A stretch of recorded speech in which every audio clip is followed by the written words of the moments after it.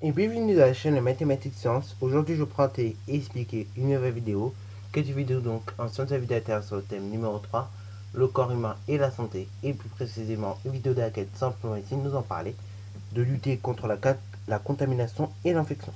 Alors, la contamination, pour rappel, c'est le moment où en fait vos micro-organismes vont rentrer dans l'organisme, ok? Et l'infection, c'est cette multiplication du micro-organisme, ok? Alors, il existe tout plein de moyens pour éviter, par exemple, qu'un micro-organisme se multiplie ou bien qu'il rentre dans vos corps. Donc, c'est ce que nous allons voir ici, ok? Vous avez notamment, donc, pour commencer, l'asepsie. Alors, l'asepsie, bah, vous avez un truc simple, c'est notamment le lavage des mains. Donc, voilà une petite expérience que je voudrais vous montrer. Donc, une expérience sur le lavage des mains. Et donc, bien évidemment, on a fait deux, enfin, en fait, on a fait deux choses. Dans un premier côté, en fait, ce qu'on a mis, on a tout simplement pas fait de lavage de mains, on n'a rien fait, ok? Voilà, voilà. Dans un deuxième temps, donc on a lavé les mains, tout ça, et donc voilà ce que l'on a pu constater. Alors donc, ce que l'on peut constater tout simplement, on peut constater que lorsque l'on ne lave pas les mains, donc ça peut tout simplement favoriser le développement de micro-organismes pathogènes et donc faciliter la rentrée. Lorsque on lave les mains au savon, et ben on peut constater que plus aucun micro-organisme peut entrer. Ok, il n'y a plus aucun micro-organisme pathogène qui peut entrer. Oui, alors chaque trace que vous pouvez voir, en fait, c'est des micro-organismes pathogènes. Ok. Donc voilà, ça c'était pour le lavage de mains. Donc c'est un exemple parmi d'autres. On aurait pu prendre tout plein d'autres exemples, mais c'est vrai que le lavage de mains, c'est l'exemple le plus simple que vous puissiez comprendre. Donc se laver les mains, finalement, ça permet d'éviter l'entrée des micro-organismes. Et c'est même la définition justement de la technique utilisée, qui est l'asepsie. Alors l'asepsie, c'est tout simplement en fait une méthode qui vise à éviter donc la contamination, ok, par un micro-organisme. Ou bien, pour être plus précis, ça permet d'éviter l'entrée des micro-organismes dans votre corps, ok. Donc ça permet d'éviter que vous soyez contaminé et donc malade par la suite. Bon, aujourd'hui, vous avez tout plein d'autres moyens aseptiques. Donc, vous avez notamment donc le lavage de mains, comme je l'ai cité, mais également donc l'utilisation d'un contraceptif. Ça permettra en fait d'éviter déjà le passage des spermatozoïdes chez la femme, ok, donc dans son vagin et puis dans tout son appareil reproducteur. Ça permettra d'éviter cela. Et de deux, donc, les spermatozoïdes avec eux, ils pourront passer.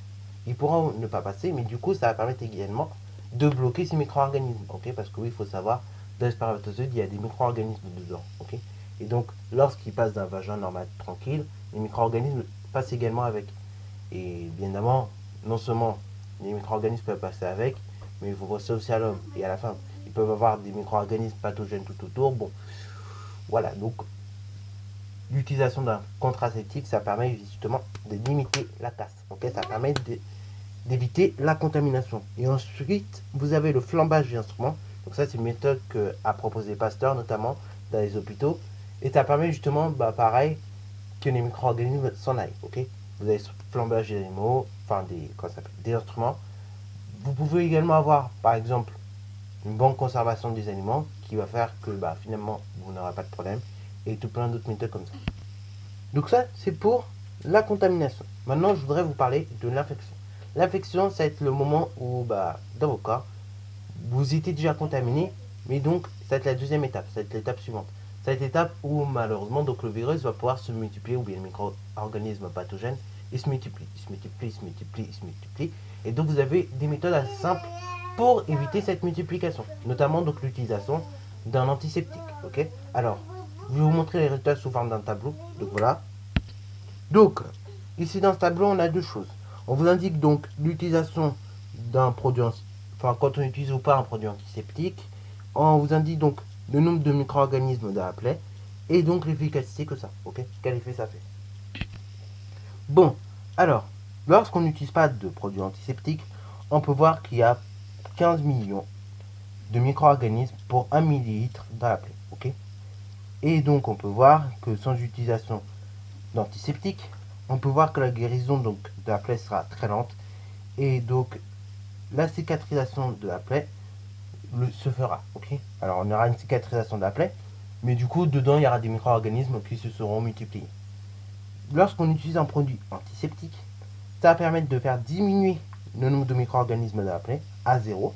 Et donc, dans un second temps, le nombre de micro-organismes sera diminué et la guérison sera très rapide. Ok, elle sera plus rapide en tout cas que si vous n'avez pas utilisé de produits antiseptiques. Et ça va permettre donc la cicatrisation de la plaie. Et là, on sera plus content puisque non seulement votre plaie elle sera cicatrisée, mais en plus, ça va permettre tout simplement, donc, bien évidemment, qu'il n'y ait pas de micro-organismes qui commencent à se multiplier, puisqu'il y en aura zéro. Bon, troisième solution, c'est tout simplement l'utilisation, cette fois-ci, d'un antibiotique. Et là, les antibiotiques, ça va permettre, par exemple, de calmer directement la multiplication du virus également, ok? Ça va permettre de calmer cette multiplication et donc de la faire chuter pareil à 0. Alors déjà, un antibiotique, ça ne s'utilise pas n'importe comment. Donc, quand vous voulez utiliser un antibiotique, il faut toujours demander à votre docteur. Donc, il faut toujours demander à votre docteur comment on l'utilise, à quelle fréquence, tout ça. Parce que franchement, voilà, un antibiotique ne s'utilise pas n'importe comment. De deux, ça ne s'utilise pas pour n'importe quelle raison. Et d'ailleurs, il y a plusieurs types d'antibiotiques, ce que nous allons voir plus tard. Et donc, faites bien attention quand vous utilisez un antibiotique, parce que comme son nom l'indique, c'est un antibiotique. C'est-à-dire donc, c'est contre la vie. Voilà, anti, contre et bio, bah vie. Ok, donc c'est contre la vie l'affaire. Donc, si vous utilisez ça n'importe comment, ça peut même vous tuer. Déjà d'une, si on vous dit d'utiliser un antibiotique 10 jours, et qu'au bout de 5 jours vous vous sentez mieux, c'est peut-être qu'il faut utiliser 10 jours, ok? Alors, peut-être pourquoi? Parce qu'en fait, tout simplement, même si vous vous sentez mieux, il y a encore des micro-organismes dans votre organisme, des micro-organismes qui sont pathogènes. Donc, si vous devez utiliser ça 10 jours, vous l'utilisez 10 jours, ok? Déjà de une. De deux, évitez d'utiliser ça trop souvent, parce qu'en fait, c'est une observation qu'on aurait pu faire, mais comme vous utilisez trop souvent un antibiotique, le virus ou bien le micro-organisme qui est là dans votre organisme, à force va s'habituer, ok? Ça va faire un peu comme un vaccin si vous voulez pour le virus en question. Et du coup, ça va créer une résistance aux antibiotiques. Et là, quand vous êtes résistant, enfin vos virus sont résistants aux antibiotiques, c'est pas très bien. Alors, un antibiotique aussi, donc ça permet de réduire la croissance bactérienne et donc de faire chuter le nombre de bactéries. Mais ça va pas être très utile par exemple dans le cas des virus, ok? Souvent pour certains virus, malheureusement, ça ne pourra pas être très utile. Et de deux, surtout, et bah, dans certains cas, si l'antibiotique est trop fort, ou même trop, ou que ça peut être l'inverse, donc l'antibiotique est trop faible pour le virus en question, ça peut créer tout simplement la résistance dont je vous parlais. Alors pour cela, on va utiliser un antibiogramme, donc qui est un truc comme ça. Alors, un antibiogramme, ça ressemble à ça, et donc sur cet antibiogramme, vous avez différents antibiotiques ce coup-ci. Et donc, en fait, on cherche à voir les souches bactériennes, sur quelle épaisseur il va réduire, ok? Sur quelle épaisseur il va réduire donc les souches bactériennes et donc le développement de mauvaises bactéries. Alors, bien évidemment, plus la surface est grande, plus réduit de bactéries, ok? Plus la croissance bactérienne chute, ok? Tandis que plus c'est petit, ok? Plus la surface est petite, moins il va réduire de bactéries, ok? Donc bien évidemment, c'est pour ça, évitez d'utiliser un antibiotique trop fort pour un petit truc, ok? Parce que bien évidemment, ce ne sera pas efficace. Ça pourrait être tout l'inverse.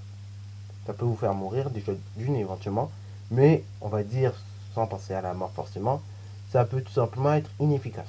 Voilà. Donc voilà, ce qu'il faut bien retenir au niveau des antibiotiques, ça ne se prend pas n'importe comment. Donc chaque bactérie, chaque chose aura son antibiotique approprié. De deux, il faut bien respecter les durées de traitement. Bon, comme je vous disais, un antibiotique, ça ne s'utilise pas n'importe comment. Il faut respecter les durées de prescription de votre antibiotique. Et pareil, demandez toujours à un médecin comment vous devez l'utiliser, tout ça, ok? Voilà, vous respectez bien les prescriptions. Et bien évidemment, ça n'a pas le même. Tous les antibiotiques n'ont pas le même but, ok? Ils ne sont pas pareils. Donc, vraiment, suivez à la lettre votre ordonnance. Et puis, vous allez voir, normalement, ça devrait aller mieux. Puis, il faut savoir qu'il faut éviter de prendre les antibiotiques souvent, parce que ça peut créer après, par la suite, des résistances. Certaines bactéries, après, peuvent créer, en fait, des résistances à l'antibiotique. Et du coup, c'est pas très bien de les prendre tout le temps, vous voyez? Voilà. Sur ce, donc, c'est la fin de cette vidéo. J'espère qu'elle vous aura plu. N'hésitez d'ailleurs pas à la liker, commenter et bonne instatoire en mathématiques et en sciences.